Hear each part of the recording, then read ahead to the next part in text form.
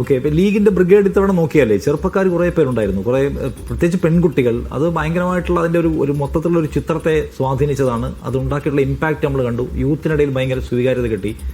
അത് കാണണം. അതിന്റെ വിജയാഹ്ലാദത്തിലെ ചിത്രങ്ങൾ ശ്രദ്ധേയമാണ്. സോ നിങ്ങൾക്ക് ഇനിയും മുന്നോട്ട് കൊണ്ടുപോകാൻ കഴിയുന്ന ഒരു എടുക്കാൻ കഴിയുന്ന, അഡോപ്റ്റ് ചെയ്യാൻ കഴിയുന്ന ഒരു സംഗതിയാണത്. അത് അസംബ്ലിയിലും പ്രതീക്ഷിക്കാമോ? യുവാക്കൾ, സ്ത്രീകൾ, ചെറുപ്പക്കാർ, അവരുടെയൊക്കെ പങ്കാളിത്തം നിങ്ങളുടെ സ്ക്വാഡിൽ ഉണ്ടാവും? തലമുറ കൈമാറ്റം എന്നുള്ളത് നാച്ചുറലാണല്ലോ, അത് നടത്താതിരിക്കാൻ പറ്റൂലല്ലോ. ഏത് മനുഷ്യനായാലും ഒരു അവധിയുണ്ട്. അപ്പോൾ ഞങ്ങളിതിൽ ആ തലമുറ കൈമാറ്റം വളരെ ഭംഗിയായി നടക്കുന്നു എന്ന് ആണ് ഈ പഞ്ചായത്ത് തിരഞ്ഞെടുപ്പ് തെളിയിച്ചത്.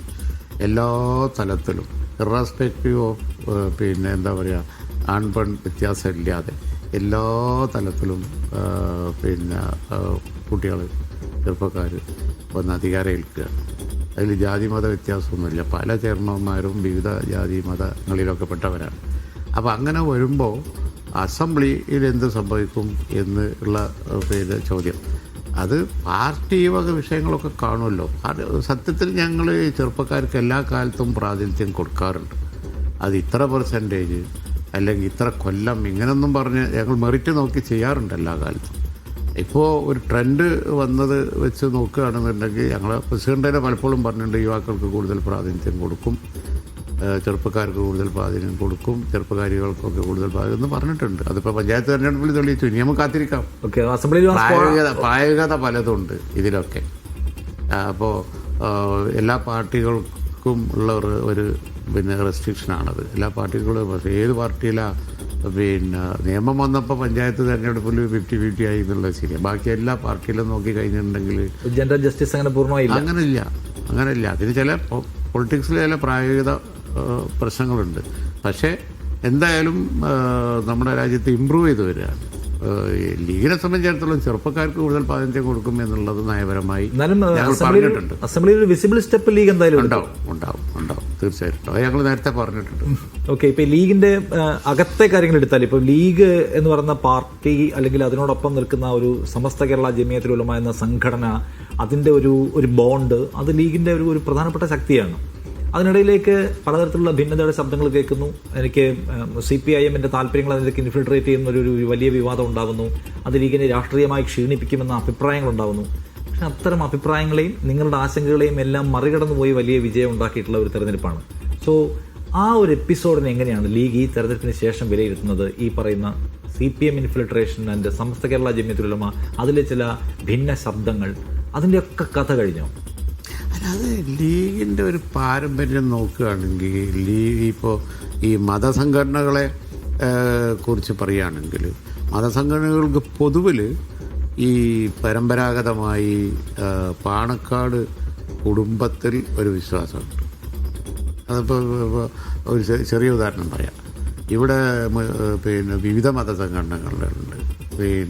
ആശയപരമായി ഒരു പക്ഷേ പാണക്കാട് തങ്ങന്മാരെടുക്കുന്ന നയത്തോട്, ആശയത്തോട് അഭിപ്രായ വ്യത്യാസമുള്ള എല്ലാവരും ഉണ്ട്. പക്ഷെ കോമൺ ഇഷ്യൂ വന്നാൽ പാണക്കാട് തങ്ങന്മാർ, കുടുംബം എടുക്കുന്ന ഒരു ലീഡർഷിപ്പിന് നല്ലതാണ്, പോസിറ്റീവാണ് എന്നാണ് ഈ സംഘടനകളൊക്കെ കാണാറുള്ളത്. അപ്പോൾ ഇപ്പോൾ ചെറിയ കാര്യങ്ങളെടുക്കുക. ഇപ്പോൾ SIR വന്നു, അല്ലെങ്കിൽ ശരീഅത്ത് വന്നു, അല്ലെങ്കിൽ മറ്റെന്തെങ്കിലും സിറ്റിസൺ പ്രശ്നം വന്നു. ഇങ്ങനൊരു കോമൺ ഇഷ്യൂ വരുമ്പോൾ എല്ലാ മതസംഘടനകളും പൊളിറ്റിക്കൽ ലീഡർഷിപ്പ് എന്നുള്ള ലീഗിൽ വിശ്വാസം അർപ്പിക്കാറുണ്ട്. ലീഗ് ആ വിഷയം കോൺഗ്രസ് പോലെയുള്ള ദേശീയ പാർട്ടികളിൽ ടേക്കപ്പ് ചെയ്ത്, ഞങ്ങൾ പാർലമെൻറ്റിലൊക്കെ ഉള്ളതുകൊണ്ടും അതുപോലെ കേരളത്തിൽ ഭരണത്തിൽ തമിഴ്നാട്ടിലുമൊക്കെ സ്ട്രോങ് ആയതുകൊണ്ടും മൈനോറിറ്റി ഇഷ്യൂസ് അഖിലേന്ത്യാ തലത്തിൽ ഞങ്ങൾ ടേക്കപ്പ് ചെയ്യാറുണ്ട്. അതിന് റിസൾട്ട് ഉണ്ടാവാറുണ്ട്. വലിയ കാര്യങ്ങളിൽ വരെ റിസൾട്ട് ഉണ്ടാവാറുണ്ട്. ഒരിക്കൽ ഈ അറ്റോമിക് എനർജിയുടെ കാര്യത്തിലാണെന്ന് തോന്നുന്നു, അമേരിക്കയായിട്ട് കരാറ് ഉണ്ടായാൻ പോയ ഒരു സന്ദർഭത്തിൽ അത് ഒരു ഇൻ്റർനാഷണൽ ഇഷ്യൂ വന്നിട്ട് പൊതുവെ അറബ് രാജ്യങ്ങൾക്കൊക്കെ ഭയങ്കര അങ്കലാപ്പുണ്ടാക്കുന്ന ഒരു പ്രശ്നം വന്നൊരു കാര്യം ഉണ്ടായിരുന്നു. അതിൻ്റെ ഡീറ്റെയിൽസ് എനിക്ക് ഓർമ്മയില്ല. UPA ഗവൺമെൻറ് ഉള്ളതാണ്. ആ സമയത്ത് ഞങ്ങൾ ഇന്ന് സോണിയാഗാന്ധിയോട് സംസാരിച്ചു, ഇത് നമുക്ക് അന്തർദേശീയ തലത്തിൽ ഒരു പ്രോബ്ലം ഉണ്ടാക്കുന്നതാണെന്നുള്ളത്. കോൺഗ്രസ് അത് ചർച്ച ചെയ്തു. പിന്നെ ആ വിഷയം ക്യാബിനറ്റ് വരെ എത്തി. അതുപോലെ എത്ര ഇഷ്യൂസ്. ബാബരി മസ്ജിദിന് ശേഷം തന്നെ, അന്ന് ബാബരി മസ്ജിദ് തകർക്കപ്പെട്ടതിന് ശേഷം ഞങ്ങളാണല്ലോ പിന്നെ ആ ചർച്ചയിൽ സത്യത്തിൽ കോൺഗ്രസിന് അന്ന് കാര്യങ്ങൾ പറയാനും തിരുത്താനും ഒക്കെ കൂടെ ഉണ്ടായിരുന്നത് ഞങ്ങളാണല്ലോ. ഞങ്ങളെ നന്നായി പ്രയോജനപ്പെടുത്തിയിട്ടുണ്ട്. കാരണം കോൺഗ്രസ് ഈ മൈനോറിറ്റി പിന്നെ കമ്മ്യൂണിറ്റിയെ സപ്പോർട്ട് ചെയ്യുന്ന പ്രൊട്ടക്റ്റ് ചെയ്യുന്ന കാര്യത്തിന് വ്യതിചലിക്കരുത് എന്നുള്ളത് ഞങ്ങൾ കൺസ്ട്രക്റ്റീവായിട്ട് പറഞ്ഞിട്ടുണ്ട്.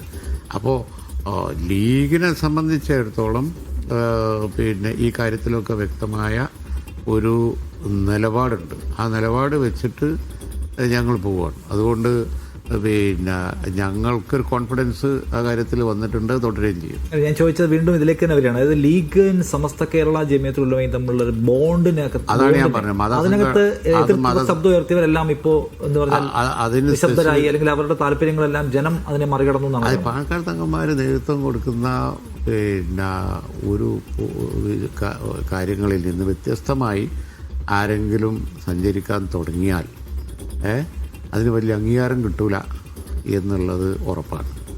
അപ്പോൾ അതുകൊണ്ട് പിന്നെ മതസംഘടനകൾ പൊതുവിൽ സമസ്ത കേരള ജമിയത്തുൽ ഉലമ പ്രത്യേകിച്ചും പാണക്കാട് കുടുംബത്തിൽ വിശ്വാസം അർപ്പിച്ച് പോയ ചരിത്രമേ ഉള്ളൂ. അപ്പോൾ റീസെൻ്റായിട്ട് അങ്ങനെ ഒരു ചർച്ച വന്നു, ഞാനത് നിഷേധിക്കുന്നില്ല. അത് ഇടതുമുന്നണി കുറച്ച് പ്രോത്സാഹിപ്പിക്കുകയും ചെയ്തു. അത് വലിക്കൂല്ല. അത് ഈ തെരഞ്ഞെടുപ്പുകളൊക്കെ തെളിയിച്ചിട്ടുണ്ട്. അതിൽ സമസ്ത ഉത്തരവാദിത്തമുണ്ടെന്ന് ഞാൻ പറയില്ല. അത് ചില വ്യക്തികൾ ഉണ്ടാക്കിയൊരു ചർച്ചയാണ്. അത് സെറ്റിൽ ചെയ്യാൻ ലീഗ് ഒരു ഇനീഷ്യേറ്റീവ് എടുത്തിട്ടുണ്ടായിരുന്നില്ല? എല്ലാ ഘട്ടത്തിലും ഉണ്ട്. ഇനിയിപ്പോൾ അതൊരു പുതിയ കാര്യമല്ല, പണ്ടും ഇത് ഉണ്ടായിട്ടുണ്ട്. അത് ഞങ്ങൾ അതാത് ഘട്ടത്തിൽ ഞങ്ങളത് ഇനീഷ്യേറ്റീവ് എടുക്കും, സോർട്ട് ഔട്ട് ചെയ്യുകയും ചെയ്തു. ഇപ്പോഴും സംഭവിച്ചിരിക്കുന്നത് അത് തന്നെയാണ്. അത് ഇനി വരാൻ പോകുന്ന ഇലക്ഷനൊന്നും ഒട്ട് ബാധിക്കാനും പോകുന്നില്ല.